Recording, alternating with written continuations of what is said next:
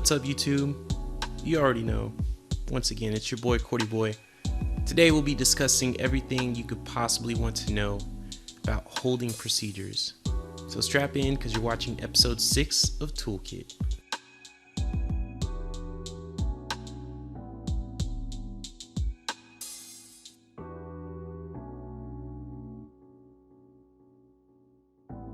What happens when too many people want to go to the same place at the same time? Typically we call that a traffic jam. Well, what happens when too many aircraft want to go to the same airport at the same time?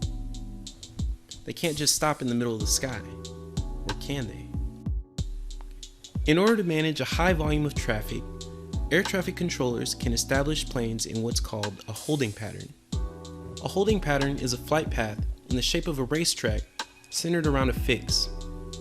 Holding patterns are most commonly used at major airports during peak arrival times. Think about an airport like Dallas-Fort Worth, which has 7 runways.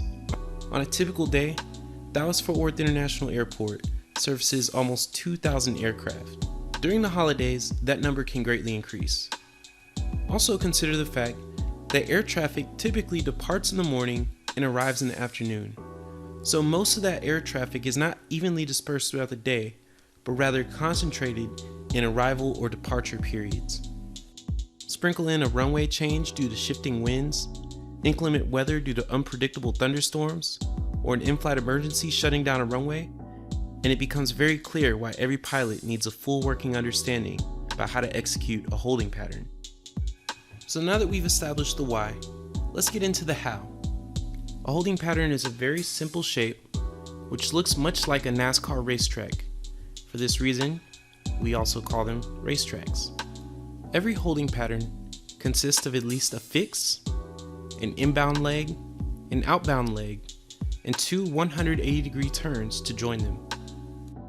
Holding patterns also have 2 different sides. One side is called the protected, holding, or maneuvering side. These terms are generally interchangeable depending on who you talk to, but for the rest of this video, I'll call this side the protected side. The other side can be called the non-holding, non-maneuvering, or the unprotected side. This chart gives a rough idea about what the protected airspace around a holding pattern typically looks like. Within the green area, you're ensured at least 1,000-foot altitude clearance above the highest obstacle. In the yellow area, the minimum clearance is 500 feet at the border and tapers off to 0 feet at the edges. As a pilot, it's important to be aware of what the general shape of protected airspace looks like, but also to be aware that the specific dimensions of that airspace changes based on your altitude and airspeed, and that you'll have no idea what the actual dimensions are for your specific holding pattern. What's also important to note is that the non-protected side still has plenty of airspace to maneuver your aircraft, but not nearly as much as the protected side. As long as you abide by the procedures we're about to discuss in this video, you should remain well within protected airspace. Not only do the dimensions change based on your altitude and airspeed, but there's a margin of safety factored in to allow for wind drift and for minor pilot error. Well, when it comes to staying inside of protected airspace, the most important thing to know is which way to turn. Most holding patterns are what's known as standard holding patterns. A standard holding pattern means right-hand turns. Unless explicitly stated or noted, once you cross the fix in a standard holding pattern, you'll be turning to the right 180 degrees.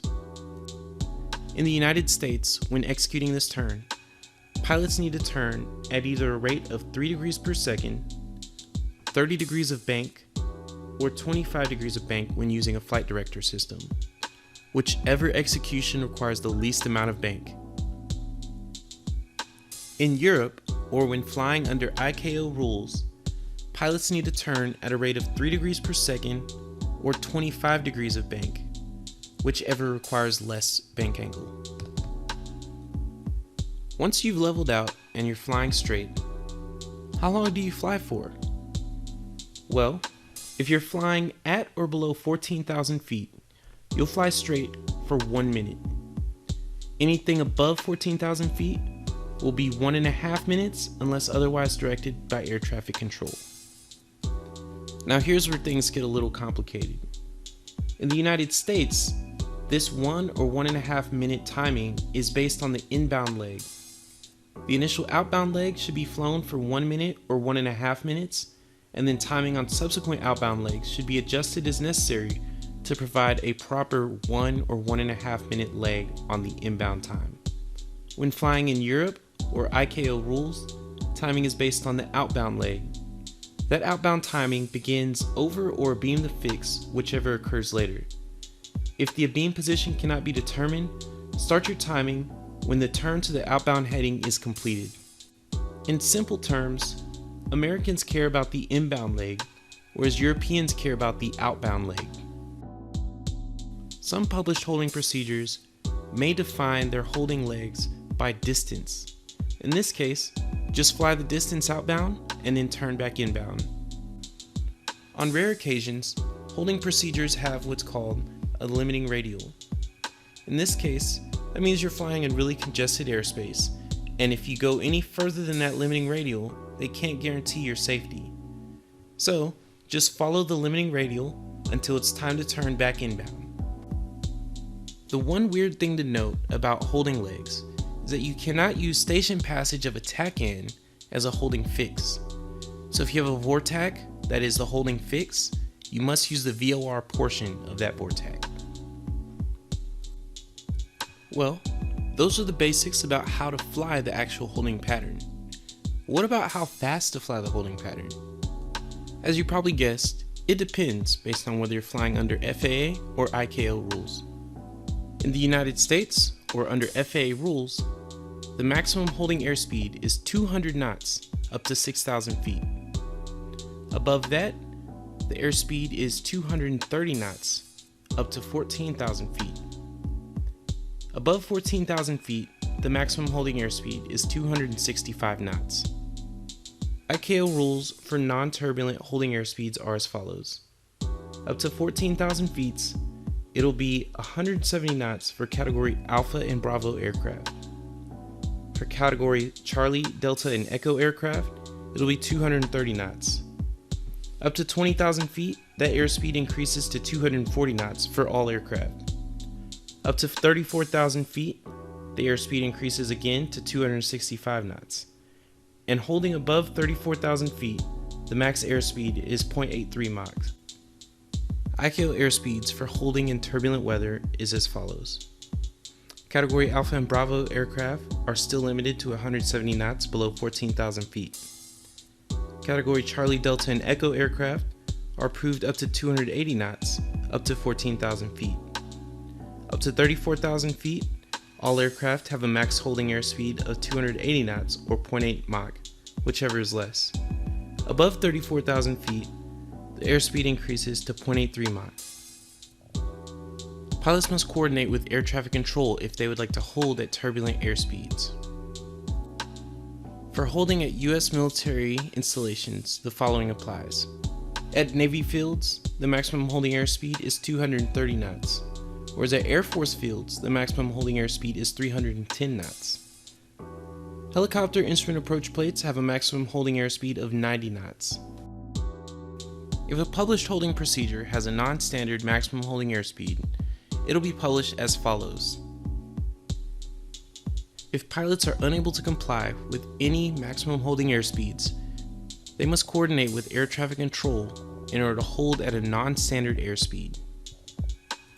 When flying under FAA rules, all pilots should start speed reductions to be at or below the maximum holding airspeed at least 3 minutes prior to crossing the holding fix. Once established in holding, pilots should execute a fuel burn calculation in order to calculate how long they can remain in holding and when they should decide to divert to an alternate airfield. So that's all the basics of how to fly in a standard holding pattern. What about a non-standard day? What if you have crosswinds that are blowing you off course? One technique to cancel out wind drift is called the triple drift technique. In order to perform the triple drift technique, you must note how many degrees off course you must maintain your nose in order to fly a track on the inbound course. When flying the outbound course, you triple the degrees in the opposite direction or into the wind in order to fly the outbound course. For example, if you're required to keep your nose 8 degrees off the inbound heading in order to fly a track on the inbound heading, you would need to fly in the opposite direction 24 degrees for the outbound leg.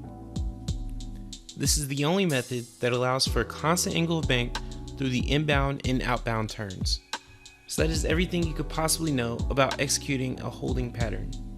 Part 2 of this episode will involve how to enter the holding pattern and all the various holding techniques.